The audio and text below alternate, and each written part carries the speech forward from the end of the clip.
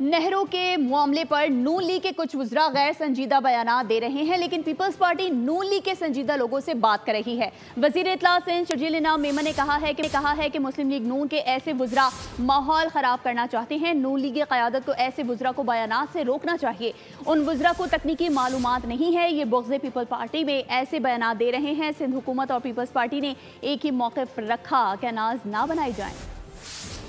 PMLN के संजीदा लोगों से बातचीत हो रही है और PMLN के कुछ स्पॉयलर्स हैं, वो रोज़ाना उल्टे सीधे बयानात भी दे रहे हैं। कुछ उनके वज़रा भी हैं जो उल्टे सीधे बयानात दे रहे हैं कि वो चाहते हैं कि जी ये चीज़ें स्पॉयल हों, वो कोई गर्म बात करें, हम उस पर उन्हीं के फील्ड में खेल के हम भी कोई गलत बात करें, कोई चीज़ें मज़ीद ख़राब हों। तो मैं चाहता हूँ, अपील करूँगा प्राइम मिनिस्टर साहब से और मैं अपील करूँगा मियाँ नवाज शरीफ साहब से, मैं दोनों लीडरान से अपील करूँगा कि जो आपकी हैं बाकी ये कुछ स्पॉयलर्स, उनको बड़े मौदबाना अल्फाज में उनको समझाएं, उनको इस मामले की संजीदगी का उनको बताएं। सिंध हुकूमत और पीपल्स पार्टी ने हमेशा यही स्टांस रखा है कि ये मुतनाज़ा कैनाल ना बनाए जाएं।